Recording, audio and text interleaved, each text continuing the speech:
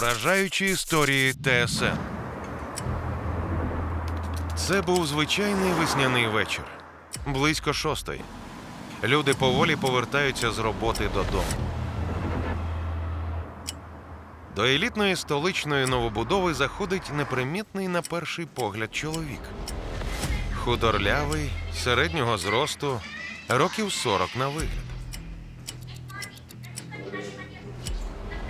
Це суддя Шевченківського суду Києва Сергій Зубков.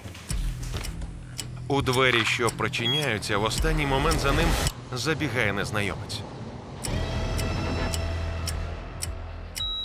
Двері ліфта відчиняються на 7-му поверсі. І просто перед суддею постає чоловік у медичному халаті та масці. А поруч стоїть інвалідний візок. Це останнє, що побачив Сергій Зубков. Прямо на виході з ліфта почав наносити потерпілому удари. Удари ножем, удари шилом. У вузькій кабіні ліфта з'являються перші краплі крові. І потім декілька пострілів уже в тіло. Убивцям неймовірно щастить. У час пік вони розправляються із Зубковим без свідків. Вони хутко замітають сліди злочину. Аж раптом з'являється електромеханік, який прийшов перевірити, що трапилося з ліфтом на 7-му поверсі. Пістолет наставляє на ліфтера, але пострілу не відбувається. Вони залишають цей візок з цими речами і втікають. За декілька годин звістка про зухвалий злочин збурює усю країну. Такого маскараду ми не бачили майже ніколи. Найбільше шокує сам спосіб цього вбивства. Тоді ще ніхто не знає, що ця історія не сходитиме з екранів багато років поспіль. Що це було? Показова розправа чи безглузда страта? Чому злочинці не побоялись убити суддю там, де може бути багато свідків? Чому залишили по собі купу речових доказів?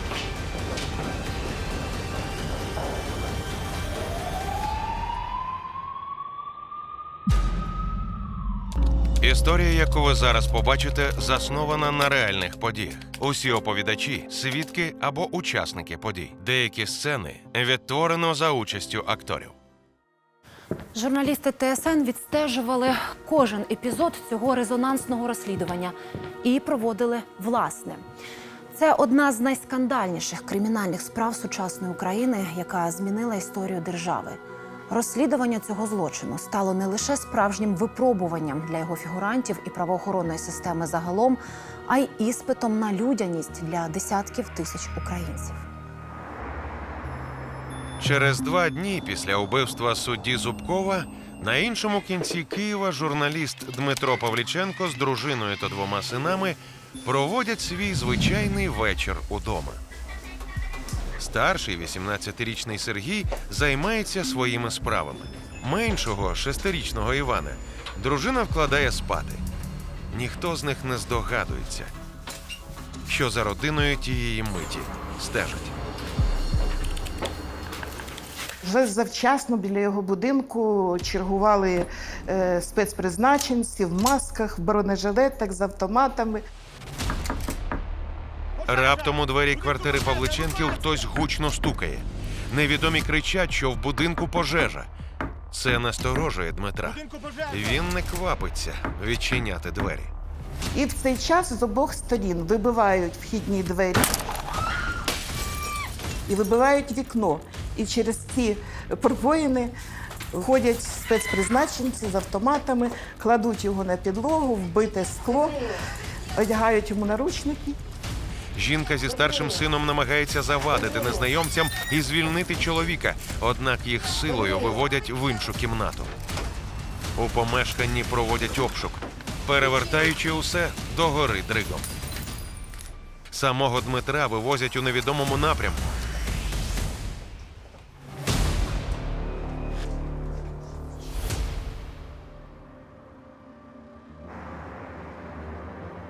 Журналіст Ігор Бондаренко щойно закінчив готувати черговий матеріал для випуску ТСН. Його профіль – кримінальна тематика та журналістські розслідування. Я кілька років працював в кримінальних програмах, тому кримінал пішов за мною, не я за ним, а кримінал за мною. Скандал останніх днів – резонансне вбивство відомого столичного судді. Топ-новина сьогоднішнього дня – швидке затримання підозрюваного у вбивстві. Человек, который обоснованно подозревается в совершении данного преступления, его виновность подтверждается теми доказательствами, которые изъяли мы, и он имел отношение к деятельности постоянно этого судьи, потому что судья принимал решение об отторжении у него имущества. Всі в новинах показували ці кадри, розповідали синхрони на той час міліції. Та раптом Ігор отримує дзвінок від одного зі своїх інформаторів у правоохоронних органах. Той радить ретельно перевірити версію правоохоронців, ті аж надто швидко розкрили такий гучний злочин. Інших деталей інформатор не повідомляє. От після цього я особисто теж почав цікавитися, що за справа. Кореспондент ТСН починає збирати усю відому на цей момент інформацію про резонансне убивство та головного підозрюваного. Дмитро Павліченко теж журналіст. Працює у різних інтернет-виданнях, має хорошу репутацію. Спокойный, уравновешенный, интеллигентный человек. Человек слова. Але увагу Ігоря Бондаренка привертає інформація про нещодавний скандал між підозрюваним Дмитром Павліченком та вбитим суддею Зубковим. Вот это вот квартира Дмитрия Павличенко, на которой очень много претендентов, которая стоит, в общем-то, безумные деньги. Мы считаем, что именно все проблемы начались из-за нее. Квартира в елітному районі Києва. І на цю квартиру вже поклало в око певне підприємство «Гойорд». Саме підприємство зареєстровано в Голландії, але представництво в Україні є. І, звісно, знаходиться під патронатом дуже високих людей. З поліції, з прокуратури, там, з міністерства і так далі. Скуповувати за безцінь квартири в будинку, де мешкав Павліченко, голландська компанія почала іще в 90-х. Людей фактично змушували виїхати, створюючи нестерпні умови для проживання. Зрештою, голландська фірма скупила майже усі квартири у історичній будівлі. Єдиними, хто не хотів виселятися, була родина Павліченко. Он вырос в этой квартире, ему она самому нравилась, то есть место, в котором он жил. То есть он это место любил, и он не планировал выезжать и продавать квартиру. Тоді бізнесмени придумали спосіб приборкати упертого журналіста.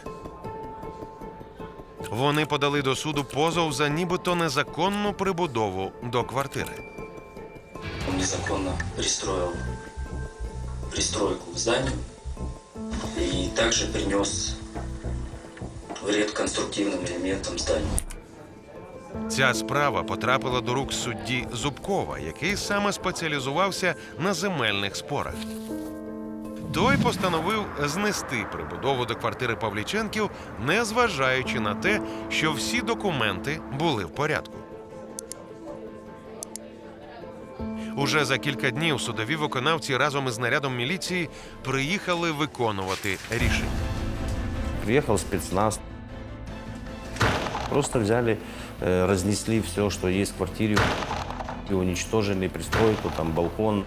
Здесь была надстройка, которая была разрушена исполнительной службой по решению судьи Зубкова. С ограблением, с уничтожением его имущества, с физическими расправой, то есть вот так жестко. Ребенок плакал, жена стояла, вещи были разбросаны, хватали, что попало. У ребенка даже не было в школу на следующий день идти формы. Вы понимаете? Забирали все вещи. Пристройка – это был повод. То есть сама пристройка, она никому не была нужна, то есть нужна была именно конкретно эта квартира. В решении суда ни слова не сказано о вывозе вещей. Причем вещи первоначально вывезли вообще в неизвестном направлении. Вывозил эти вещи некая иностранная компания, по иску которой была разрушена пристройка. Після цих подій родина Павліченків вимушено винайняла житло. Але глава сімейства не припинив боротьбу. За 3 тижні до вбивства Павліченко збирає прес-конференцію. Говорить про те, що це свавілля суддівське, про те, що Зубков прийняв невірне рішення, несправедливе. Меня, мою жену и 2 моих детей, младшему которой всего 6 лет, столичные чиновники в угоду нидерландской фирмы «Гайорт» не просто лишили нас части жилья и вышвырнули нас на улицу в мороз, как какую-то ненужную вещь, из нашей собственной же квартиры, растащив все наше имущество. Він кричав на всіх майданчиках про несправедливість. Закидав інтернетом своїми там матеріалами, статтями про те, що це суддівське свавілля, так не можна. Журналісту ТСН Ігорю Бондаренко здається, що помста судді за зруйноване життя для Павліченка цілком логічний мотив. Мотив був на поверхні. Він одразу читався. В чому мінус цього мотиву, що він надзвичайно передбачуваний. Тобто, ну да, він же щойно казав, що це ж несправедливість, це ж помста, все. Ось він, забирайте. Дмитра Павліченка доставляють до управління боротьби з організованою злочинністю Києва. Допитує його особисто керівник УБОЗ. Чоловіку наказують слухати і вмикають відеозапис. Сегодня задержан человек, который обоснованно подозревает о совершении данного преступления. Це виступ міністра внутрішніх справ Могильова, який доповідає, вбивця судді Зубкова затриманий і дає свідчення. Слідчий питає у Павліченка напряму, де той був у день убивства судді. Відповідь Дмитра лише підсилює підозри. Він був з родиною удома, а тому ніхто, крім рідних, алібі підтвердити не може. У них, по-моєму, була в той день річниця весілля, і там мали намір посвяткувати. Слідчий пропонує присягнутися на Біблії, якщо Дмитро не має стосунку до скоєння цього злочину. Павліченко кладе обидві руки, скуті кайданками, на книгу і присягається. Суддю не вбивав.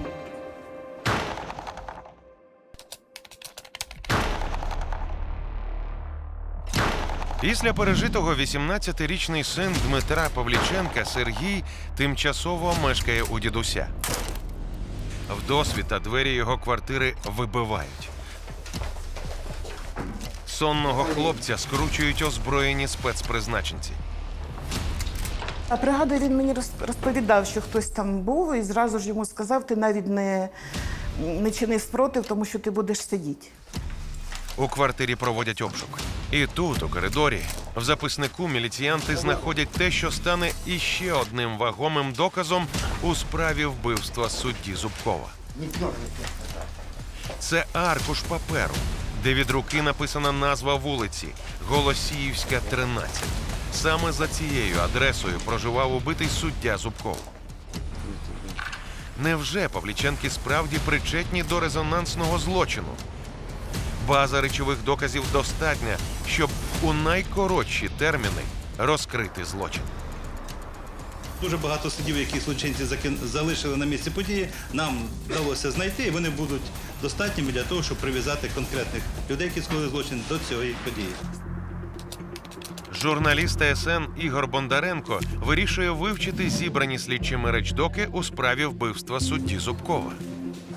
Ті рапортують, що достеменно відтворили картину вбивства, яке Павліченки ретельно готували. Свою жертву, за версією правоохоронців, вони довго вистежували. Треба дослідити графік пересування і маршрути пересування жертви. Наскільки часто жертва ходить сама, чи в супроводі, чи саме сюди, чи туди. Щоб саме чекати в той момент, коли дійсно бути впевненим, що, скоріш за все, Або точно жертва прийде сюди і нікого тут не буде. Це має передувати досить великий період підготовчих дій. За версією слідства, Павліченки свідомо продумують цілу виставу. Батько перевдягається у медпрацівника і з інвалідним візочком проникає у під'їзд будинку Зубкова. Чекає жертву на 7-му поверсі. Пройшов мимо консьєржки, та його пропустила, кудись там піднявся, чекав суддю. Суддя зайшов. Сергій Павліченко йде до ліфта слідом за Зубковим. І разом з ним їде. Тільки но двері ліфта відчиняються, починається кривава розправа. Спочатку удари шилом, потім ножем, потім пістолетом. Що відбувається далі? Тіло витягують на пожежні сходи, там знімають йому на щось штани. За версією слідства, Павліченко вдягнув штани убитого на себе. І такий дивний вчинок правоохоронці пояснюють тим, що Сергій Павліченко сильно забруднився кров'ю жертви. У поспіху він покинув свій одяг. Поки старший Павліченко змиває сліди крові, іншим ліфтом піднімається ліфтер, який стикається з ним обличчя в обличчя. Достает с коробки пистолет, наводит на меня пистолет. Вбивця спробував вбити свідка. И нажимает на курок. Але пострілу не відбувається. Вони залишають цей візок з цими речами і втікають. Дорогою злочинці встигають побачити іще кілька свідків – консьєржка та мешканці будинку. Тобто настільки нелогічне вбивство, настільки воно розтягнуто в часі в цьому сценарії, який задумали вбивці, то тут більше запитань, ніж відповідей. Картина вбивства судді дивує журналіста Бондаренка, який вже понад 20 років працює в медіа. Він переглядає протоколи огляду місця злочину і не розуміє, чому після гучних пострілів убивці не втекли, а почали змивати зі стін кров. Це ж великий ризик – бути викритими випадковими свідками, а їх о 6 годині вечора уже може бути чимало. Якщо Павліченки намагались знищити речдоки, то навіщо залишили на місці розправи свій одяг? Навіщо батько і син брали із собою, а потім залишили на місці злочину інвалідний візок? Навіщо Сергій, молодший Павліченко, зберігав удома адресу судді? Настільки було нестиковок у цій справі, настільки було нелогічних дій підозрюваних, принаймні за версією слідства. Хоч би якою абсурдною була картина вбивства, свою версію слідчі підкріплюють доказами. На інвалідному візку, який покинули злочинці, експерти виявили відбитки пальців Павліченка-старшого. Але і це ще не все. Ліфтер, якого хотів застрелити один зі злочинців, на допиті підтвердив – бачив саме Дмитра Павліченка. У справі також фігурують іще 5 свідків, які впізнали підозрюваних. На додачу, експертиза ДНК також показала – одяг, який виявили на місці злочину, справді належить Сергію Павліченку. І головне – у родини був вагомий мотив. Вышвырнули нас на улицу в мороз, как какую-то ненужную вещь, из нашей собственной же квартиры. За кілька днів після затримання молодшого Павліченка слідство приголомшує новиною. Хлопець зізнався у скоєнні злочину. Поліція оприлюднює відеозапис слідчого експерименту, де підозрюваний відтворює усі деталі злочину. Отец мне, как сказал, надо этому Зубкову насолить. Потому что он уже достаточно много нам вреда нанес. выселил нас из квартиры, разрушил. Он держал пистолет какой рукой? Правой, левой? Да. Правой, левой. Зафиксируйте, пожалуйста, положение пистолета на статисте. Сюда. Усе як страшний сон переживає дружина Дмитра і матір Сергія. Двох найдорожчих її чоловіків забрали до буцегарні та звинувачують у страшному злочині. У нас благополучная семья, у нас довольно все удачно складывалось. Поэтому в страшном сне я такого придумать не могла. Вы верите, что это они убили? Да, вообще ваш вопрос не понимаю. Как-то верите? Я знаю, что это не они. Друзі та знайомі Павліченків називають Дмитра взірцевим батьком взірцевої родини, у якій двоє гідно вихованих дітей. Старший син Сергій вчився в університеті, займався спортом та був пристрасним футбольним фанатом. Він не був таким, можливо, фанатом в такому класичному розумінні цього слова. Я б не сказав, що він був якийсь такий там хуліганістий. Він був спокійний. Я, як батько двох синів, не можу собі уявити, що я можу взяти на зухвалий злочин такого свого рідного сина. У справі Павличенків і справді більше питання, ніж відповідей. То ким насправді є Дмитро і Сергій Павліченки? Взірцеві батько і син чи жорстокі вбивці? А якщо слідчі призначили винних, то за чиєю вказівкою і в чиїх інтересах вони діють? Після кожного сюжету суперечки в редакції ТСН вибухали з новою силою. З одного боку, наведені правоохоронцями докази виглядали доволі переконливими, а з іншого були явні прогалини. Ніхто не міг зрозуміти, на чиєму боці правда у цій заплутаній історії. Про вбивство судді Зубкова адвокат Тетяна Шевченко дізнається з ТСН. А незабаром їй телефонує колега, яка захищає інтереси Дмитра у іншій справі – про знесення прибудови до його житла. Саме в тій справі, в якій суддя Зубков ухвалив рішення фактично про позбавлення Павліченків квартири. І в якийсь прекрасний момент вона мені телефонує і каже: Тетяна Андріївна, мого клієнта Павліченка заарештували і звинувачують у вбивстві судді Зубкова. Ви можете взяти за його захист? Я говорю: Марія Петрівна, а сенс? Він начебто вбив суддю, і це вбивство начебто пов'язано з його професійною діяльністю. Ви ж розумієте, що його чекає? Довічне ув'язнення. Тут навряд чи можна допомогти. Колега все одно наполягає. Вона переконана, Дмитро не вбивав суддю. Тетяна обіцяє подумати. Потім вийшло так, що в будинку, де сталося вбивство, живуть мої знайомі. І моя знайома зателефонувала мені і сказала: ти ж знаєш, що вбили у нас суддю Зубкова в сусідньому під'їзді? Я знаю. Так от, говорить, отут всі говорять, що взяли не тих. Ну і були ще деякі моменти, через які вкрались такі сумніви, що взяли вбивць, а не того, хто був, удобний, так скажемо. Ну, я вирішила взяти за цю справу. Найперше, що зачепило адвоката Тетяну Шевченко, це те, що інших підозрюваних слідчі навіть не намагалися шукати.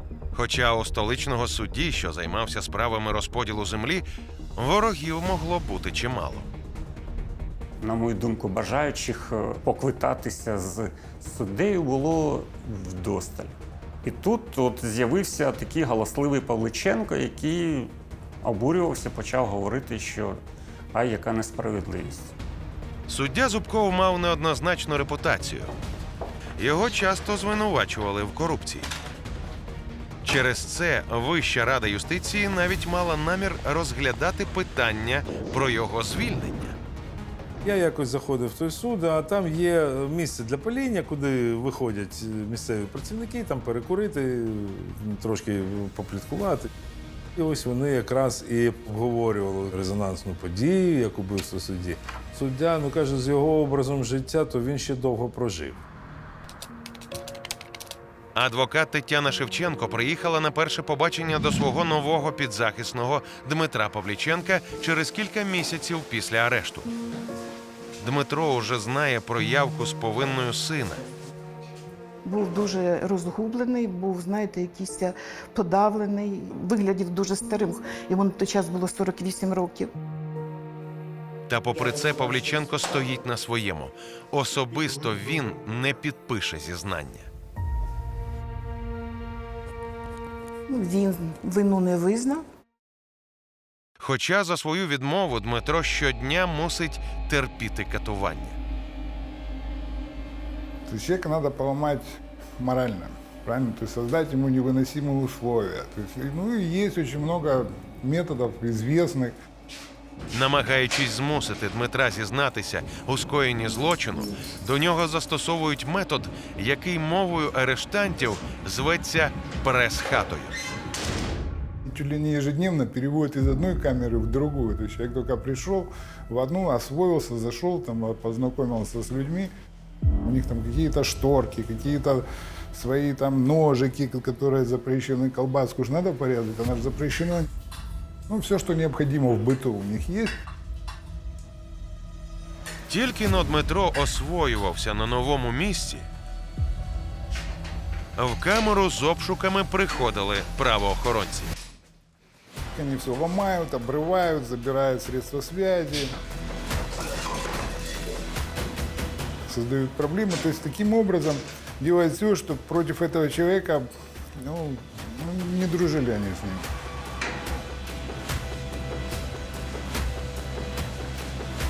За человеком идет шлейф, он несет неприятности. Его переводят в следующую камеру, потом в следующую. И таким образом морально угнетают его.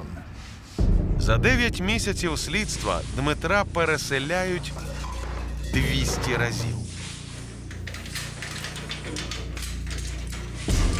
Если около 200 раз, это очень, им просто его хотели, наверное, довести до самоубийства. Другого варианта нет.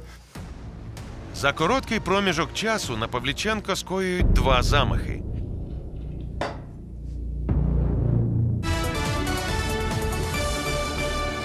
Дмитра Павличенка побили в СІЗО. За повідомленням пенітенціарної служби, між ув'язненими спалахнула сутичка. Надо, чтобы он или не дожил до суда, или сошел с ума, или сказал, все, я совсем согласен, я поеду на лагерь, осудите меня, я поеду. Знаете, все, только не трогайте. Але попри все, у розмові з адвокатом Дмитро Павліченко стоїть на своєму. Він, як і його син, не вбивці. Тетяна вивчає матеріали справи. Буквально з перших сторінок я вже зрозуміла, що це не вбивці.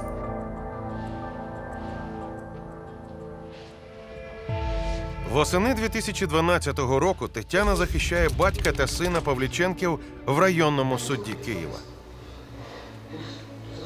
Прокурори стоять на своєму. На місці вбивства виявили одяг Сергія Павліченка зі слідами крові. Саме в цих штанях хлопець убивав суддю Зубкова. Потім експертиза установила, що ця кров належить Павліченку молодшому. Тобто на одязі, в якому Павліченко-молодший начебто вбивав суддю, була виявлена його ж кров, а не кров жертви. Під час удару 3 ножові поранення в шию, була перерізана єремна вена і сонна артерія. Крові вийшло дуже багато. І підлога ліфту, і стіни ліфту, все було в крові. Але чомусь на цих штанях, в яких був молодший Павліченко, не було виявлено крові потерпілого.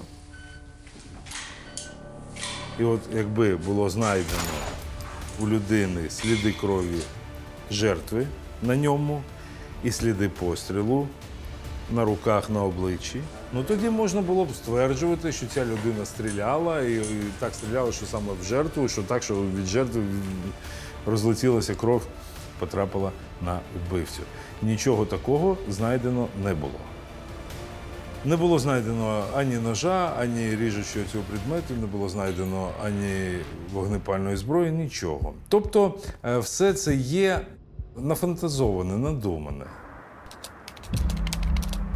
За 2 місяці до вбивства, виконуючи рішення судді Зубкова щодо знесення прибудови до квартири Павліченків, міліція конфіскувала усі речі родини. За версією адвоката, саме так до правоохоронців і потрапили штани Сергія. На прогалини у слідстві постійно вказує суду адвокат Тетяна Шевченко. Юрист вимагає продемонструвати зібрані докази усім присутнім, але на всі клопотання отримує відмову. Прокурори ж продовжують наступ і озвучують висновок експерта. Той встановив, відбитки пальців, виявлені на інвалідному візку, який убивця залишив на місці злочину, належать Дмитру Павліченку. Інвалідного візка ніхто не бачив ніколи. Я навіть не можу уявити, як він виглядає. Він існує тільки на протоколі, в протоколі огляду місця події. На дослідження експертам був направлений не візок сам, а були направлені шматки липкої стрічки, на які були зняті ці відбитки.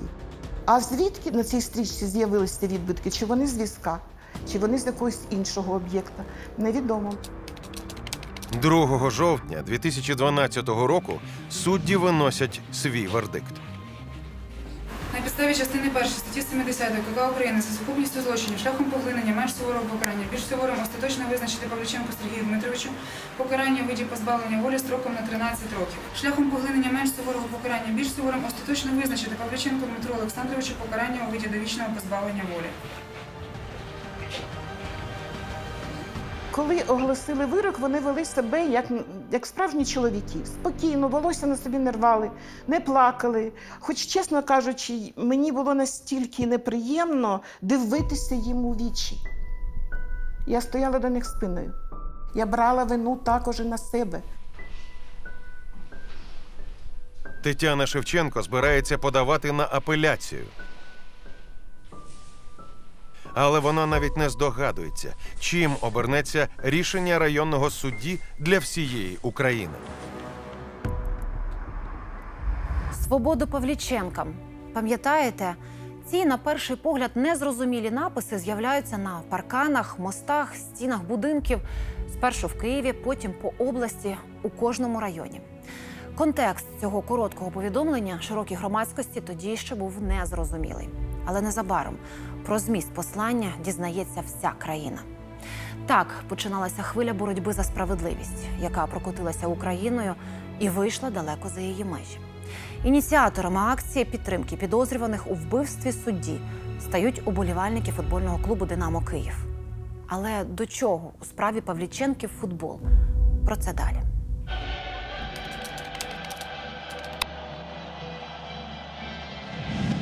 Матчі Ліги чемпіонів «Динамо Київ», «Динамо Загреб». Я працював на цьому матчі як журналіст. І тоді вперше футбольні фанати прийшли в цей фан-сектор, в сектор «Ультрас». Всі в чорних футболках. І вони повернулися обличчям до поля. Руки вони за голову закинули і вивісили банер «Свободу Павліченкам». Ось тоді люди, які дивилися цю трансляцію, це трансляція Ліги Чемпіонів, тобто це вся Європа і деякі країни світу. Всі люди, які подивилися україно- і російськомовні, вони одразу зайшли в Google, і хто такі Павліченки. Свободу Павліченку! Свободу! Честь! Свободу! Павліченко-молодший – фанат київського «Динамо». Його товариші, дізнавшись деталі слідства, стають на захист родини. Та інформація, яка доходила, було зрозуміло, я особисто за себе кажу. Справа, так би мовити, шита білими нитками. Вирішили, що в будь-якому випадку ми свого товариша по фанатському руху не залишимо один на один з цією проблемою.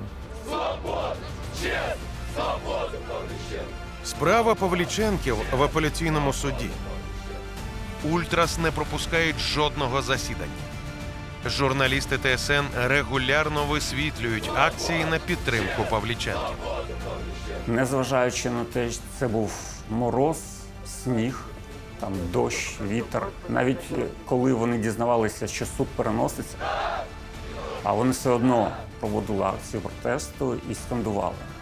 Зараз біля апеляційного суду столиці збираються футбольні вболівальники, їх вже більше сотні, проте має бути тисячі вболівальники. Підтримують родину Павліченків, і сьогодні вони не розходяться, а підтягуються і підтягуються. До акції на підтримку Павліченків долучаються не лише їхні родичі та друзі, а й усе більше людей, які ніколи не були знайомі з підозрюваним.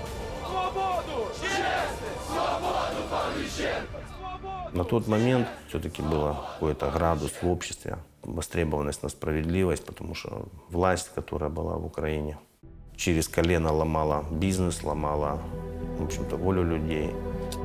Так как происходит у нас сейчас в обществе, так не должно быть. Був марш 2012 рік з парку Шевченка до Лук'янівського СІЗО. Тисячі були людей. Свободу! Честь! Свободу, Павличенко! Да я думаю, что там было, наверное, 1020 человек, а может даже и больше. То есть, ну, может даже 50 тысяч. Туда и шли все.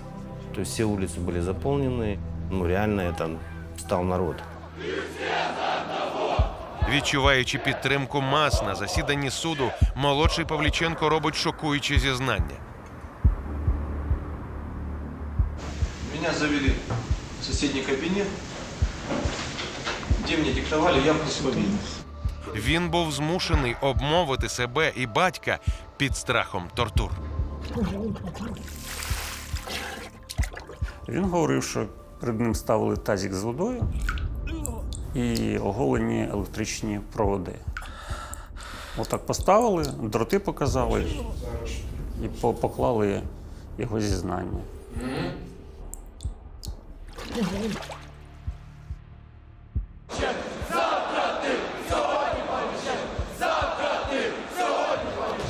Вирішальним у цій скандальній справі можуть стати слова однієї людини – головного свідка.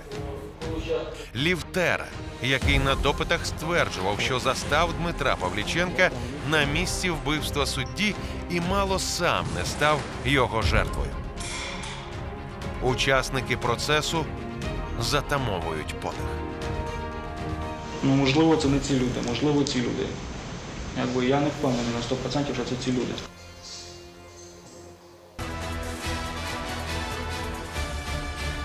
На досудовому слідстві хлопець начебто впізнав вбивцю. На суді першої інстанції це зізнання спростував, заявивши, що його змусили підписати протокол. Розбіжності хлопець пояснити не може, бо вже мало що пам'ятає і боїться за власне життя. Не впізнають Павліченків на суді іще 5 свідків, які бачили злочинців у день убивства. Когось пізнали зараз? Ні, не пізнали.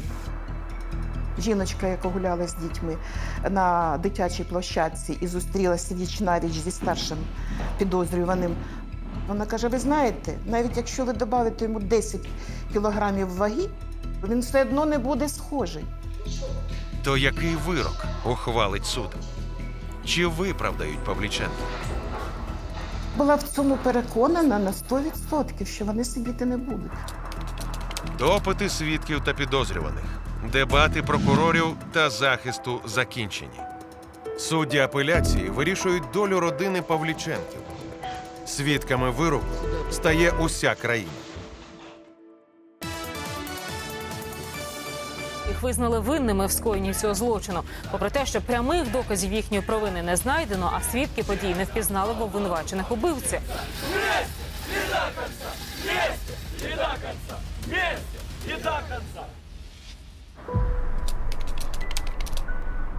У справі Павліченків, за якою спецкор Ігор Бондаренко стежив майже 2 роки і розказував про її перипетії в ТСН, поставлено крапку.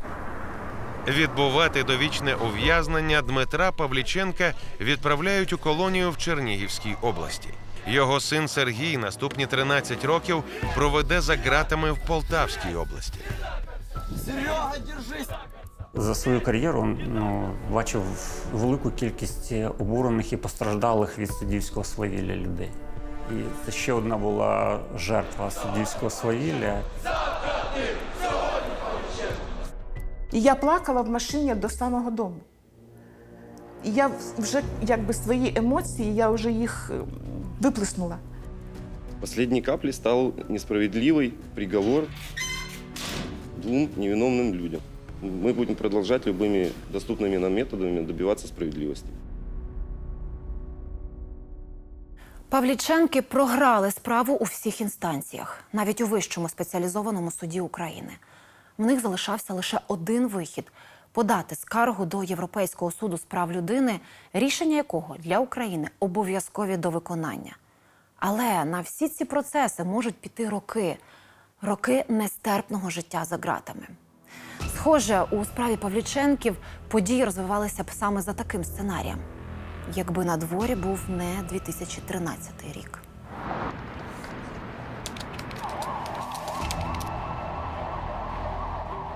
Кінець листопада 2013-го. Режим Віктора Януковича фактично зупиняє євроінтеграцію держави, відмовившись від підписання угоди про асоціацію з ЄС. Тисячі людей у Києві виходять на Майдан боротися за своє європейське майбутнє проти продажних судів, корупції, бандитизму і свавілля. И наши дети должны увидеть хорошее будущее. В руках багатьох протестувальників плакати із закликами звільнити Павліченків. Це прізвище стає одним із символів Майдану, символом боротьби за справедливість. Власть, можно так сказать, от того, что вышли просто простые люди. І ми намагались йти за них до кінця. У наступні кілька місяців країна переживе найдраматичніші сторінки сучасної історії. Тогочасне керівництво тікає з країни. Революція перемагає. І люди вимагають у нової влади негайного звільнення незаконно засуджених. 28 в'язнів визнають жертвами режиму Януковича. За 250 рішення прийнято. Рішення парламенту зобов'язує суди звільнити цих засуджених. Серед них Дмитро та Сергій Павліченки. Це політичне рішення. Хтось каже, що це незаконно, що Верховна Рада, законодавча влада втрутилась у судову владу, але ми кажемо, що є верховенство права. І народ через обраних, через Верховну Раду вирішив так. Першим із тюрми в Полтавській області звільняють Сергія Павліченка. Свободу! Честь! Свободу Павліченка! Сергій, звичайно, в шоці був. Те, що з ним сталося, і те, що він пережив, це, звичайно, був дуже серйозний стрес. Незабаром на волю виходить і Павліченко, батько. На моїй практиці це перший випадок, коли саме резонанс громадський, а потім і медійний, врятував людину. Журналіст ТСН Ігор Бондаренко рішення влади вважає справедливим наполовину. Родину Павліченків хоч і звільнили, та справжніх убивць Сергія Зубкова так і не знайшли. У мене склалося враження, що замовники цього вбивства вже знали, кого підставляти. От це вбивство, в даному випадку Павліченків. Єдине, чого вони не змогли передбачити, це те, що на захист простої родини без мільйонних статків стане стільки звичайних людей. Вместе и до конца! Вместе и до конца! Вместе и до конца! Важко уявити, через що довелося пройти родині Павліченків за всі ті роки. Спершу багаторічна боротьба за своє житло, яке приглянулося впливовим можновладцям. Потім звинувачення у вбивстві та суворий вирок. Здавалося б, після такого зламається будь-хто. Однак Павліченки не опустили рук. Як вони живуть сьогодні? Про це і не тільки. Ексклюзивно для вражаючих історій ТСН розповів сам Дмитро Павліченко.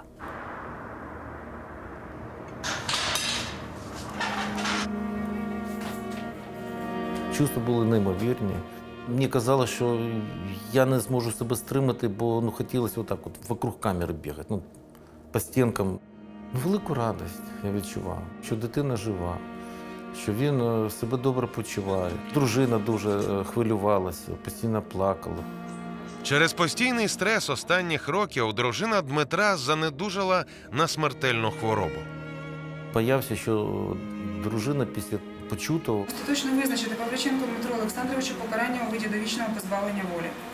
просто не зможе одужати, вижити, розумієте. І так воно потім і сталося. Та все ж вона встигла побачити звільнення сина і чоловіка. І вона тримала мене за руку до останнього. От так от ми з дружиною розлучилися. З моменту звільнення минуло уже 7 років, але й досі не оговтався від усього Сергій Павліченко. Після звільнення він закрився у собі і майже не спілкується із зовнішнім світом. Дитина росла в такій дружній сім'ї, ніколи не було ніяких скандалів. Те, що він зустрівся з кримінальним світом,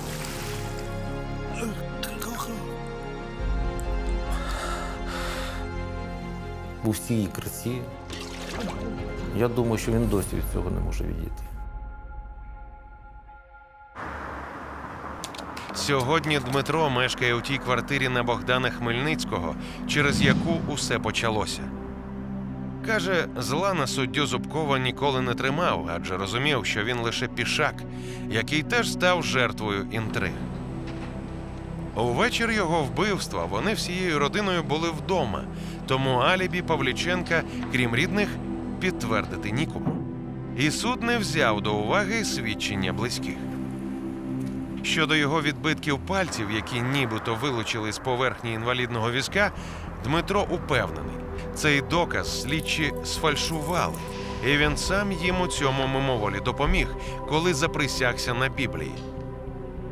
У мене руки сковані в наручник. Я отак от двома руками ложу на Біблію, на крест. Кляну, що я ніякого відношення до цього не маю. І я бачу на його довольне обличчя. Він аж засіяв. Я спочатку не зрозумів, в чому річ, а потім я зрозумів, що я залишив свої відбитки на цьому кресті. Судимість із Павліченків досі не зняли. За законом вони вважаються убивцями. Тож родина вимагає цілковитого виправдання. І Дмитро не сумнівається, що досягне свого. Система не хоче показати своїх помилок. А якщо буде помилка, то це, по-перше, Павліченку треба платити гроші. По-друге, треба покарати когось. Тому воно потрібно. Тому так і виходить, що людина на волі, але людина вважається засудженою до довічного покарання за умисне вбивство. Попри тяжкі випробування, Дмитро Павліченко знайшов у собі сили жити далі і боротись. Він здобув другу вищу освіту і став юристом. Чоловік не сумнівається. Відновить справедливість у справі, де постраждала його родина. А також обіцяє допомагати як юрист таким, як він. Тим, кого хоче знищити безжальна каральна машина. Це вдячність за те, що для нього та Сергія зробили юристи, журналісти, футбольні фанати та прості громадяни. Павліченко каже, без їхньої боротьби він би ніколи не опинився на волі. Я зрозумів одне, що в житті треба встигнути зробити добро людям. І це я зараз роблю, тому що якщо не вчиняти добро, то зло постійно нас буде оточувати.